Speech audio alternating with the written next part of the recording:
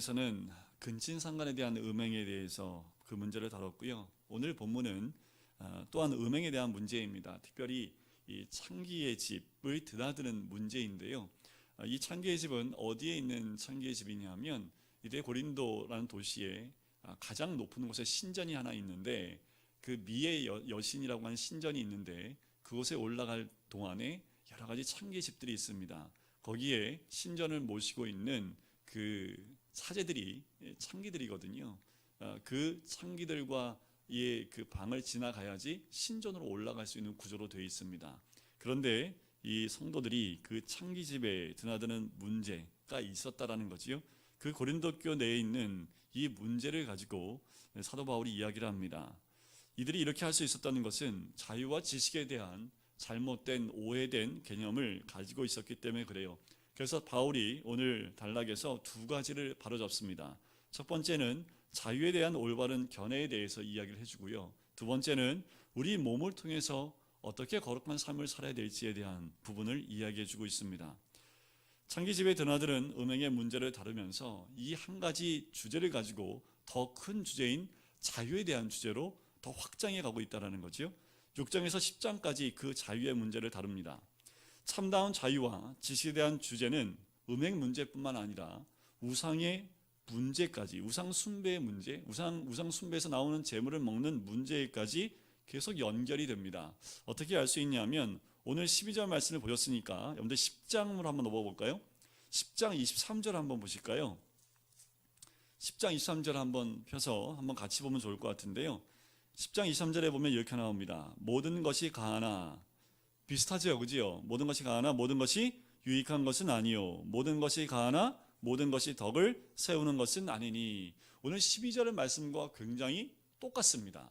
모든 것이 내게 가하나, 모든 것이 가하나. 이 두 가지의 말씀이 6장과 10장에 나와 있는 것을 통해서 자유에 대한 부분들이 함께 다루고 있다는 것을 알 수가 있는 거지요. 자, 이 자유라는 그 주제는요, 이미 고린도전서 3장 21절부터 23절에 그 내용을 이미 이야기를 하고 있습니다. 잠깐 말씀을 드리면 21절부터 23절까지 나와 있는 것 가운데 보면 바울이 이렇게 얘기하죠. 만물이 다 너희 것이다 라고 이야기합니다. 그리고 끝부분에 가서 그리고 너희는 누구의 것이라고요? 그리스도의 것이다 라고 사도 바울이 이야기를 해요. 자, 우리가 만물을 소유하고 있지만 우리도 누구의 소유라는 겁니까? 그리스도의 소유다라는 겁니다. 그러니까 우리도 의존적인 존재라는 것을 이야기하고 있는 거지요. 자, 사도 바울의 주장처럼 그렇다면 우리에게 모든 것을 주셨다면 우리는 어떻게 살아가야 될지, 우리에게 구원을 주셨는데 그 구원으로 통한 자유를 주셨는데 그 자유를 어떻게 누려야 될지, 또한 죄로부터 자유롭게 된 우리는 어떻게 살아가야 될지에 대한 부분의 질문을 던지는 거지요. 사도 바울은 서신서 가운데 여러 곳에 이것에 대한 답변을 줍니다. 우리가 구원받은 자로, 또한 예수 그리스도 통해서 자유를 얻은 자로 우리는 어떻게 살아가야 될지 갈라디아서 5장 1절에 이런 답을 제시합니다. 형제들아 너희가 자유를 위하여, 갈라디아서 5장 13절이지요. 형제들아 너희가 자유를 위하여 부르심을 입었으나 그러나 그 자유로 육체의 기회를 삼지 말고 오직 사랑으로 서로 종노릇하라 라고 이야기를 합니다. 이것이 바로 사도 바울이 우리가 자유를 얻었는데 그 자유로 어떻게 살아갈지에 대한 하나의 근거가 될 수 있고 답을 줄 수 있는 말씀입니다. 그 자유로 육체의 기회를 삼지 말라는 거지요. 그런데 이 고린도 교회 성도들은 이 자유를 가지고 육체의 기회를 잡고 있는 모습들을 봅니다. 스스로 이 고린도 교회에 있는 성도들은 신령하다고 얘기를 해요. 왜요? 은사가 많았거든요. 그리고 지식이 많다고 합니다. 왜냐하면 헬라 문화권이었기 때문에 지식을 추구했던 사람들이지요. 이런 자유를 가졌다고 하면서 이들이 행했던 음행이 뭡니까? 근친상간에 그 음행을 하는데 그 문제에 대한 것을 전혀 느끼지 못하고 있는 이들의 모습이고, 또한 저번 주에 함께 나눴던 이 송사하는 문제죠. 세상사의 아주 사소한 문제인데 형제들끼리의 문제를 세상 법정에 가서 시시비비를 다루려고 했던 그들의 모습들이 등장을 합니다. 결국 바울은 고린도 교회의 방종과 방탕의 모습을 자유에 대한 개념과 관련해서 다시 이야기해주고 있는 거예요. 그래서 12절에 그 자유에 대한 부분을 한번 다시 언급을 합니다. 모든 것이 내게 가나, 똑같은 부분이 두 번 반복되죠. 그 뒤에 부분은 이제 그 슬로건 같은 격언을 가지고 모든 것이 내게 가나, 그 뒤에는 행동 양식입니다. 다 유익한 것이 아니고 내가 무엇에든지 얽매이지 아니하리라 라고 이야기한다라는 거지요. 자, 이 말은 뭐냐 하면 공동체의 유익을 추구하는 행동 양식과 방종과 방탕으로 빠지지 않는 행동 양식에 대한 바울이 이야기를 하고 있는 겁니다.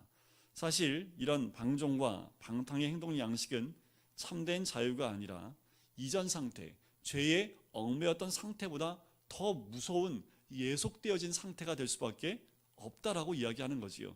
그래서 사도 바울이 내가 무엇에든지 얽매이지 아니하리라 라는 그 얽매임이라는 것은 이 고린도 교회 성도들이 가졌던 방종과 방탕의 얽매임에 대해서 이야기하는 겁니다.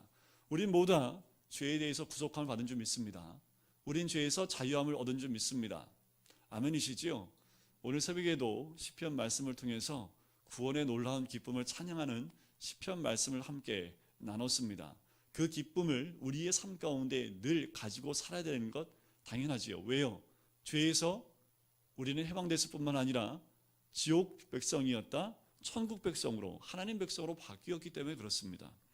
그런데 그렇게 죄에서 구속함을 받은 우리들인데 그 자유를 가지고 방종과 방탕으로 나아가는 이들의 모습이 있다라는 겁니다. 그런데 이것이 우리가 중요하게 봐야 될 한 가지 모습입니다. 우리 한국교회에서는 예수 믿고 천당이라는 것이 굉장히 강하게 자리 잡고 있기 때문에 예수님 믿고 천국 갔기 때문에 그 다음의 삶에 대한 부분을 우리가 생각하지 않고 살아가는 경우가 굉장히 많다는 거지요. 구원은 시작입니다. 그거 아시지요? 예수 믿고 구원받았다는 것은 이제 구원의 시작점에 서 있는 것과 마찬가지지요. 이제 시작입니다. 그런데 시작점에 서 있으면서 주를 향하여 나가지 못하고 세상을 향하여 나가는 그 모습들이 있다라는 거지요. 소유란 내 마음대로 할 수 있다는 것이 아니라 그것의 특권만큼 책임이 크다라는 의미가 있습니다. 여러분들 그 독일어에 보면 제가 도덕문학과 나왔잖아요. 그래서 좀 아는 체를 해보면 독일어에 선물, 은사라는 그 단어가 있어요. 가베라고 하거든요. 가베. 그런데 책임이라는 단어가 있는데요. 아무도 모르시니까 아프가베라고 합니다. 그 가베 앞에 전치사 하나를 붙여요. 아프가베라고 해서 그것이 책임이라는 뜻입니다.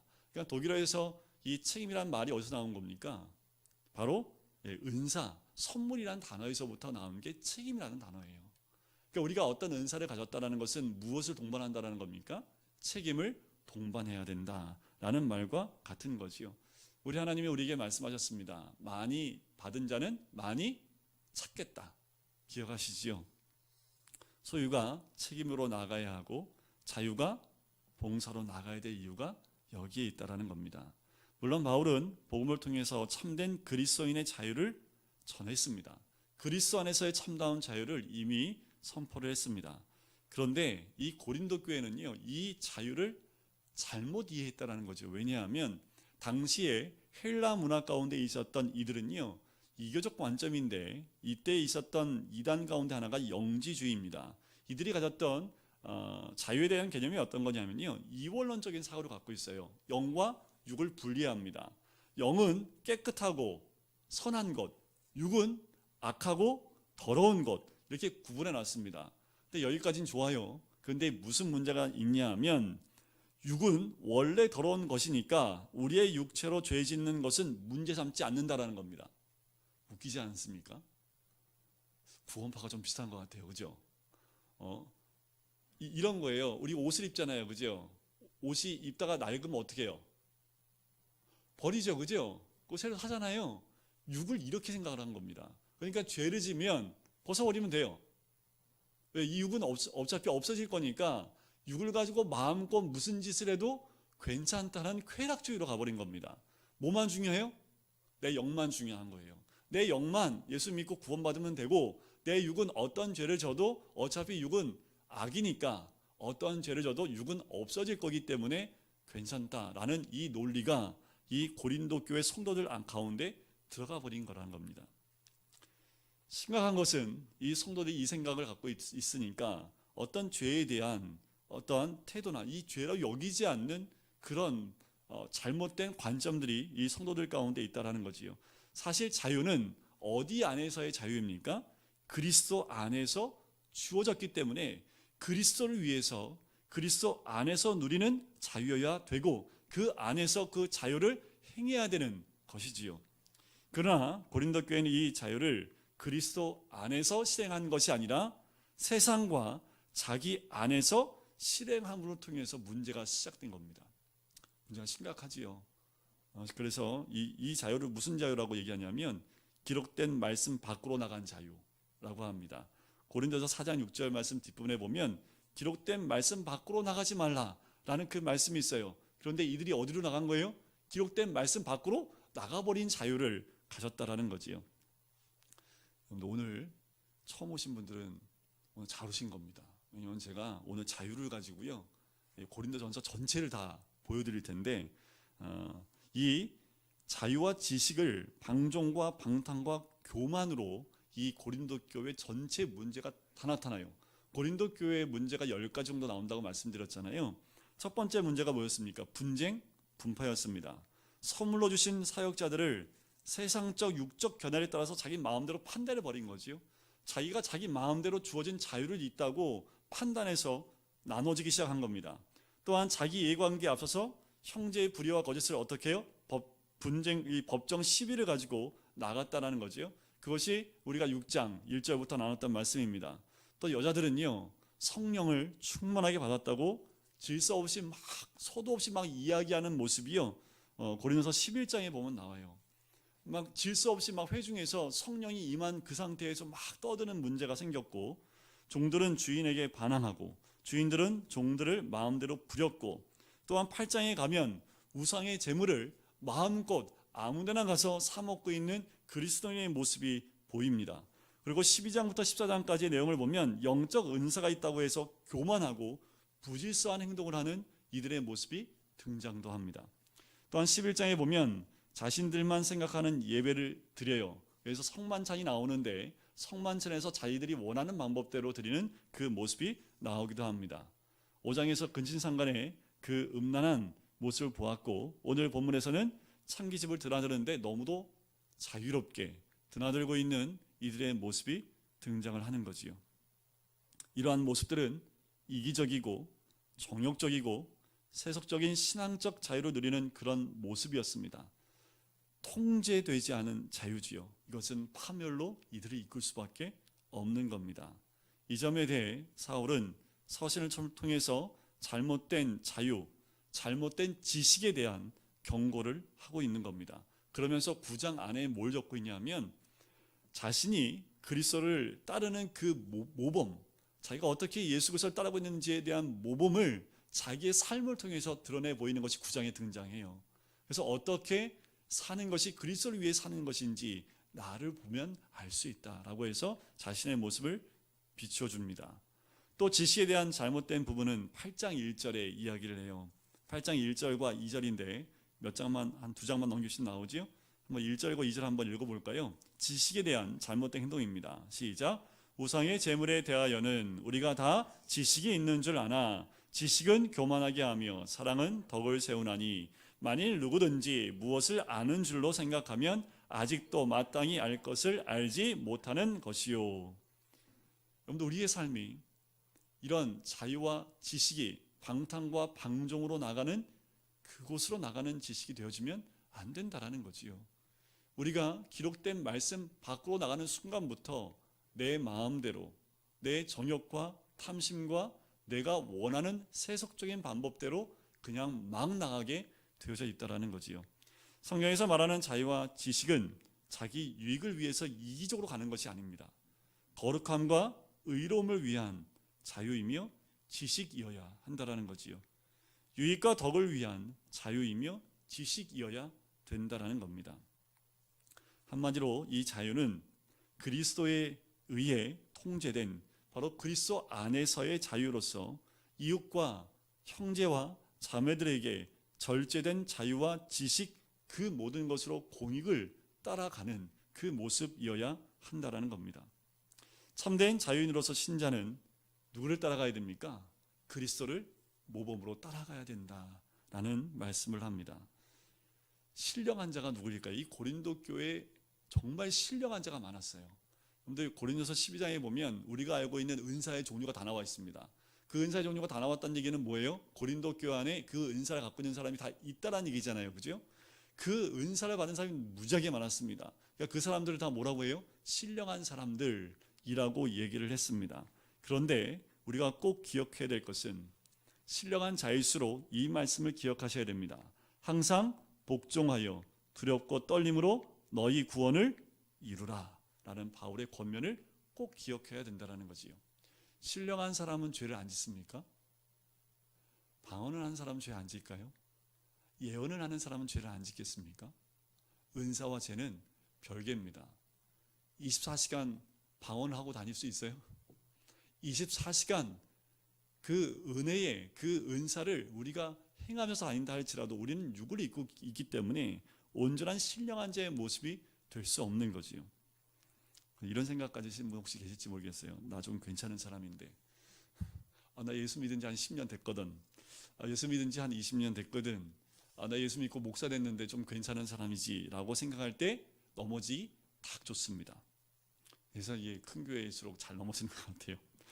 주님 오실 때까지 우리는 시험에 들지 않기 위하여 깨어 기도해야 하며 두렵고 떨림으로 우리의 구원을 이루어야 하는 모습이 우리들의 모습입니다. 자, 이제 사도 바울이요, 이제 13절부터 거룩한 삶으로 이 모든 내용을 가지고 들어갑니다. 자, 이 모든 것들을 몸에 대한 적절한 관심을 가지고 적용해 나가는데, 자, 구속받은 몸은 그리스도를 위해 존재합니다 라는 것이 13절에 나옵니다. 특별히 13절 뒷부분 한번 보시면 몸은 음란을 위하여 있지 않고 오직 주를 위하여 있으며 주는 몸을 위하여 계시느니라 라고 말을 합니다. 그럼 이 말은 무슨 말입니까? 예수와 우리는 어떻다고요? 한 몸이라는 겁니다. 오직 주를 위하여 있고 주는 몸을 위하여 계시느니라 라는 그 말은 예수님과 우리가 한 몸이라는 거지요. 자, 예수님과 우리의 관계를 표현할 때 복수로 쓰지 않아요. 단수로 씁니다. 원어에 보면 그 말은 무엇을 의미합니까? 예수와 우리는 한 몸이라는 것을 이야기한다라는 거지요. 우리가 몸으로 죄를 지으면 누구를 죄짓게 하는 것과 똑같다라는 거예요? 예수님을 죄짓게 하는 것과 똑같다라는 겁니다. 여러분들, 우리 기독교만 술, 담배 못하게 하잖아요. 그죠? 천주교는 해요, 안 해요? 하지요. 그 기준점이 여기에 있습니다. 술과 담배가 몸에 해롭기 때문에 우리의 몸을 해치는 것, 주의 몸을 해치는 거지요. 금지하는 겁니다. 그 기준을 주를 위한 것에 두고 있는 거예요. 근데 천주교는 성경에 안 나와 있으니까 허락을 하는 거지요. 자, 우리는 기준을 여기에 둬야 됩니다. 우리의 몸은 누구의 거예요? 주님의 것이라는 기준을 가져야 된다는 거지요. 신자의 몸은 주님 자신의 몸과 하나가 됐다라는 말씀입니다. 14절과 15절에 보시면, 제가 14절을 읽고 여러분들이 15절 한번 읽어볼까요? 제가 14절을 읽겠습니다. 하나님이 주를 다시 살리셨고 또한 그의 권능으로 우리를 다시 살리시리라.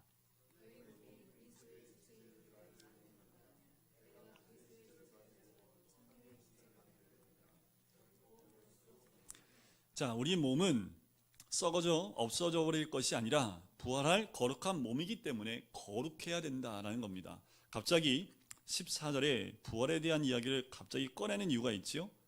왜 꺼낼까요? 몸은 악한 것이 아니라 그 몸이 귀하다는 것을 알려주는 거지요. 새로운 몸으로 부활해야 할 존재이기 때문에 이 몸이 귀한 것이다 라는 것을 알려주는 겁니다. 그래서 어떤 원로 목사님은요, 인사를 할 때 이렇게 인사를 하신대요. 성전 관리 잘 하십니까? 우리 옆에 분에게 한번 인사해 보실까요? 성전 관리 잘하고 있습니까? 이게 무슨 의미예요? 성전 관리 잘하고 있냐고. 이게 무슨 의미예요? 여러분들 열심히 운동도 하셔야지요. 그죠? 네?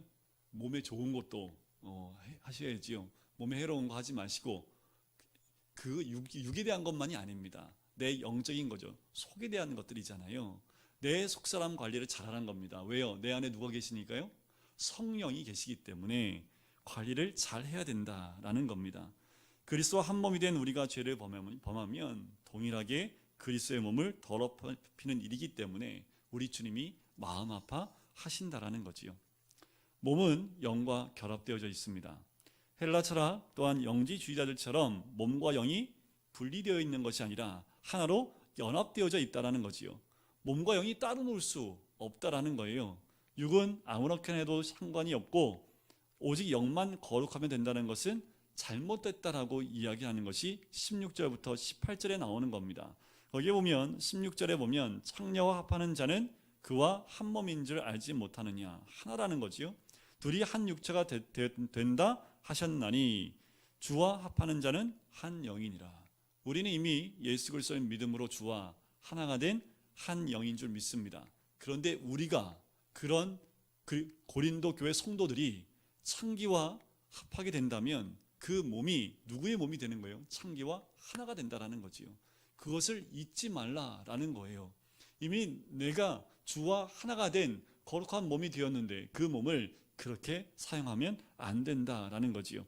18절에 보면 이렇게 나오지요. 음행을 피하라라고 이야기합니다. 그래서 피하라라는 말은요, 원문에 보면 복수 현재 명령형으로 되어 있습니다. 그냥 듣고 흘리시면 돼요.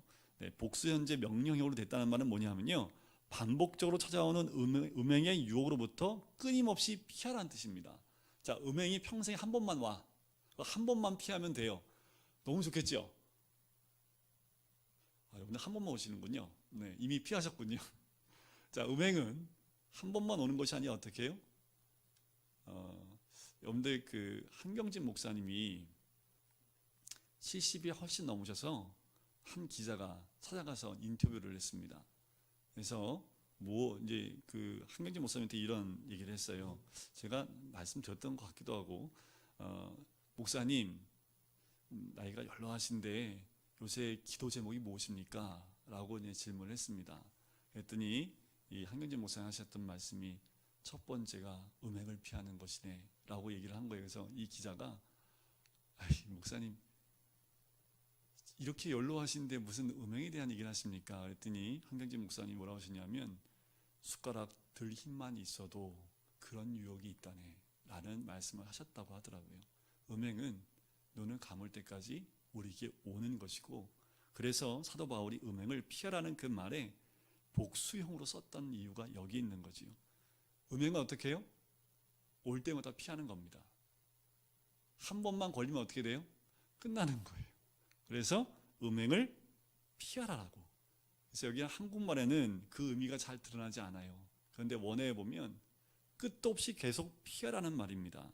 음행의 문제는 그 누구도 당해낼 재간이 없습니다. 맞서 싸울 것이 있고요, 피할 것이 있지요. 성경에 보면 싸우라는 얘기가 많지만 음행은 싸우라는 얘기 안 합니다. 피하라고 얘기를 합니다. 요셉처럼 그 자리를 피하는 것이 참 지혜로운 거지요. 여러분들 세상에 나가면 이 음행뿐만 아니라 여러 가지 죄악들이 시시각각 우리에게 찾아오는 모습들을 참 많이 봅니다. 그래서 말씀을 묵상하면서 정말 복된 사람이 누군지 아세요? 남편을 이렇게 만드셔야 됩니다. 어떻게 만드셔야 되냐면 집, 회사, 교회. 딴 데 못 가고 집, 회사, 교회, 교회, 회사, 집, 교회, 회사, 집 요 세 군데만 계속 돌게 만드시면요, 죄에 그래서 교회는 일주일에 몇 번 와야 돼요? 그렇죠. 매일 오셔야 됩니다. 그냥 수시로 오셔야 해요. 수시로. 전 너무 감사한 건 전 어디서 살아요? 교회에서 살아요. 여러분들 교회를 정말 내 집처럼 드나들면 이 유혹이 그래도 안 찾아오는 건 아니지요. 그래도 세상의 죄에 더 많이 노출되지 않기 때문에 거기에서 좀 보호를 받을 수 있는 겁니다. 그래서 어떤 목사님은 의도적으로 교회 그룹들을 만들고 그 그룹에 무조건 세 가지 그룹에 무조건 가라고. 주일은 무조건 오잖아요, 그죠? 수요일에 무조건 오셔야 되고 금요기도에 무조건 오셔야 되고, 그러니까 일주일에 일단 3번은 오시는 거잖아요, 그죠? 그리고 덤으로 한 번 더 오시고, 네, 이렇게 해서 여러분들 일주일 가운데, 저도 대학교 다닐 때 매일 학교, 집, 교회, 학교, 집, 교회 이렇게만 다녔던 것이 제가 기억이 나요. 정말 원로 목사님 사위가 제 친구잖아요. 대학 동창이. 나중에 오면 물어보세요. 저를 보고 넌 어떻게 그렇게 사니? 말할 정도로 저는 그렇게 살았거든요. 그렇게 안 살았으면 제가 이 자리에 없었을 겁니다. 왜냐하면 저희 부모님이 교회 안 다니셨기 때문에 한번 죄에 노출이 됐다면 아마도 저도 이 자리까지 오지 못했지 않았을까. 특별히 하나님 보호하심이 있어서 제가 눈을 딴 데로 못 돌리게 하나님이 특별히 그 삼각형에서 벗어나지 못하게 하셨더라고요. 근데 말씀을 준비해 보니까 이게 복이에요, 복. 여러분들 이게 큰 복입니다. 여러분들 어디 가시라고요? 집, 회사, 교회. 회사 안 다니세요? 집, 교회, 집, 교회, 집, 교회. 아시겠죠? 그러면 세상에 노출될 필요 없고요. 더 죄에 많이 노출이 안 되겠지요. 몸과 영은 결코 분리되어 독자적으로 행동하지 않습니다. 몸을 더럽히면 우리의 인격과 정신도 같이 손상을 입게 된다라는 겁니다. 그리스도는 우리의 몸을 위해 자신의 고귀한 피를 흘려주셨잖아요. 우리의 영만이요? 아니요. 우리의 영과 몸과 모든 것을 위해서 피를 흘려주셨다고요. 우리가 나중에 부활하면 어떤 모습으로 부활할까요? 우리 영만 부활해요? 아니요. 예수님처럼 영과 육이 함께 부활할 줄 믿습니다. 성도는 그리스도와 연합된 사람입니다. 몸은 그리스도의 지체입니다. 신자는 그리스도와 연합된 존재라는 거지요. 몸은 성령님이 거하시는 성전이라고 19절에 나오지요. 거룩한 하나님의 집, 하나님의 소유, 하나님이 거하시는 곳, 또한 하나님의 도구입니다. 그래서 바울은 너희 몸은 성령의 전이다 라고 이야기를 합니다. 그래서 너희는 단수예요, 복수예요? 복수잖아요, 그죠? 이건 아시죠? 복수죠, 그죠? 몸은 단수예요, 복수예요? 여기 지금 단수 나왔는데 원에도 단수로 나와요. 그런데 복수가 나오면 뒤에 뭐가 나와야 돼요? 복수가 나와야 돼요. 앞에 단수가 나오면 뭐가 나와야 돼요? 단수가 나와야 되는데 여기는 복수가 나왔는데 단수로 몸이 나옵니다. 무슨 이야기입니까? 주님이 우리를 저 편에 봤을 때 여러분들 전체를 뭐로 본 거예요? 한 몸으로 보고 있다는 겁니다. 특히 오늘 본문에 몸이란 말이 굉장히 많이 나와요. 자, 13절부터요. 거의 매 절마다 한 번 내지 두 번씩 반복해서 몸이란 단어가 나옵니다. 몸이란 단어가 원어에 보면요. 두 가지 단어, 그 이상도 있지만 특별히 많이 쓰는 단어가요. 사륵스라는 단어를 씁니다. 여러분들 좀 기억해 보시겠어요? 스르륵하고 이렇게 이거 기억하면 사륵스. 이 사륵스가 뭐냐면요. 이 썩어질 육체, 그러니까 죄악 덩어리. 그럴 때 이 사륵스라는 단어를 씁니다. 근데 오늘 여기에는 사륵스라는 단어를 안 쓰고요. 소마라는 써요. 소마. 이 소마라는 건 뭐냐면 전 인격적인 우리 삶 전체를 얘기할 때 이 소마라는 단어를 쓴답니다.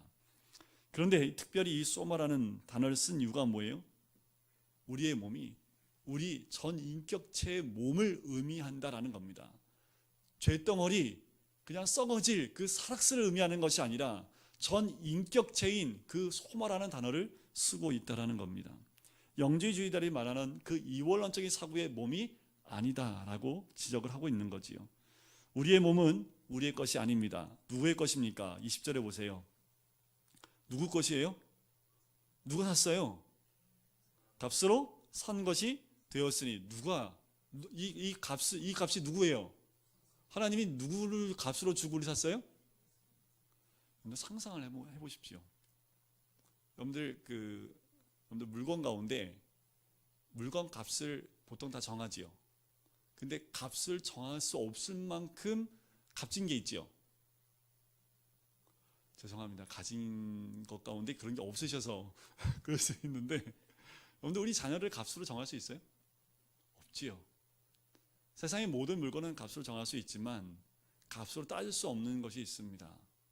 하나님이 나를 살리기 위해서 세상 그 어떤 것으로도 살 수 없고 값으로 정할 수도 없는 누구를 주신 거예요? 예수 그리스도를 주신 거예요. 누구를 위해서요? 나를 사시려고. 나를 사시려고요. 하나님이 독생자이신 예수 그리스도를 값으로 내놓으셨다라는 겁니다. 그러니까 우리는 누구 거예요? 우리의 값어치는 어느 정도 값어치입니까? 그리스도의 값어치라는 거예요. 예수님의 값어치가 누구예요? 바로 우리입니다. 바로 내가 그리스도의 값어치예요. 그런데 우리의 몸을 가지고 함부로 할 수 있습니까? 우리의 몸을 가지고 가지 말아야 될 것을 갈 수 있습니까? 우리의 몸을 가지고 넣지 말아야 될 것을 넣을 수 있습니까? 그럴 수 없지요. 우리의 몸은 하나님의 영광을 위해서 속량된 몸입니다. 이제 내 건 누구 거라고요? 이건 누구 거라고요? 하나님의 것. 그러니까 이걸 가지고 뭐에 써야 돼요? 하나님의 영광 위에 쓰는 겁니다. 이것이 인간의 존재 첫 번째 목적입니다. 하나님의 영광 위에 사는 것. 그것이 우리 모든 인류가 살아야 될 첫 번째 이유라는 거지요. 성령님이 우리 영과 혼과 육에 내주하고 계시는 것, 그것이 성령이 우리 안에 계신 성령의 전이다라고 이야기할 수 있는 거죠. 여러분들 로버트 멍어가 쓴 내 마음 그리스도의 집이라는 책이 있습니다. 되게 얇아요. 이 책에 보면 한 청년이 누구에게나 공개하는 거실에 예수님을 모시고 옵니다. 그래서 거실에 함께 앉아 있다가 예수님이 가세요. 그리고 다음에 예수님이 또 오십니다. 그래서 예수님이 야, 오늘은 서재 좀 보여주면 안 될까? 그래서 그래 서재에 가실까요? 그래서 서재를 보여줘요. 서재에서 같이 막 얘기를 하다가 예수님이 또 가십니다. 그래서 또 예수님이 오셨어요. 예수님이 이번에는 야, 침실로 한번 가보면 안 될까? 침실에 간 거예요. 그래서 침실 안에서 침실에서만 나눌 수 있는 대화를 예수님과 하는 거지요. 또 갔다가 또 오셨어요. 야, 이제 한 곳만 가면 되는데 저 다락방으로 한번 가볼까? 그런데 이 청년이 다락방을 열기가 참 어려운 거예요. 한 번도 그 다락방은 누구한테도 열어본 적이 없는 방이기 때문에 그렇습니다. 결국 이 청년이 어떻게 할까요? 다락방을 열어요. 자, 이 이야기는 성화라는 것을 통해서 이야기합니다. 여러분들 어때요? 우리 예수님이 우리 마음의 모든 방을 다 열고 들어가셨습니까? 아니면 예수님 여기까지만, 예수님 여기까지만, 여기는 다음에, 아니면 여기는 저도 좀 공간이 필요한데 예수님 들어오시면 실망할 수 있어요. 여긴 들어오시면 안 되는데 하는 혹시 그런 방은 있지 않습니까? 우리 예수님은 집요하십니다. 어디까지 열길 원하세요? 혹시 그 방이 한 10개 갖고 계신 분 계세요? 대부분 한 가지 정도는 다 가지고 있지 않을까. 그게 마지막이거든요. 그것을 다 여는 순간 주님의 빛이 그 집안 구석구석을 다 비치게 되는 거지요. 그렇게 주님이 우리 삶의 주인이 되시는 겁니다. 내 몸의 주인이 되시는 거지요. 주님이 내 삶에, 내 몸의 온전한 주인이 되셨을 때 우리의 몸은 거룩한 성전이 되어져 주의 영광 위에 온전히 쓰임받는 그 자리에 설 수 있는 거지요. 에베소서 2장 21절 22절에 보면 이런 말씀이 있습니다. 그의 안에서 건물마다 서로 연결하여 주 안에서 성전이 되어가고 너희도 성령 안에서 하나님이 거하실 처소가 되기 위하여 그리스도 예수 안에서 함께 지어져 가느니라. 자, 우리 모두 다 어떻게 성전을 어떻게 한다고요? 지어져 간다라는 거지요. 지어져 간다는 말을 현대말로 딱 한마디로 표현하면 뭔지 아세요? 요새 여기 막 공사 중 많던데 공사 중이라는 거죠. 우리는 다 뭐 하는 거예요? 성전으로 어떻게 해요? 지어져 가는 공사 중. 저 사람 왜 그러지? 교회 저렇게 많이 다녔는데 오래 다녔는데 왜 그러지? 왜 그런지 아세요? 아직 공사 중. 근데 이걸 기억하세요. 왜 그러지? 그러지 마시고 저 사람 아직 공사 중이구나 라고 생각하시면 됩니다. 왜요? 우리는 그리스도 예수 안에서 함께 지어져 가는 존재이기 때문에 그렇습니다. 하나님이 거하신 처소로 지어져 가기 때문에 그것은 곧 우리 삶 가운데 하나님이 통치하시는 영역이 점점 확대되어져 간다라는 거지요. 우리가 그렇게 지어져 가는 것, 결국 완성될 때까지 점점 하나님이 지배하는 공간, 하나님이 역사하시는 공간, 통치하시고 다스리는 하나님의 나라가 점점 넓어져 가는 거지요. 우리는 평생 하나님이 우리의 삶을 통치할 수 있도록 점점 그 우리의 삶의 영역을 하나님께 내어드리는 것. 천국은 침노하는 자의 것이다.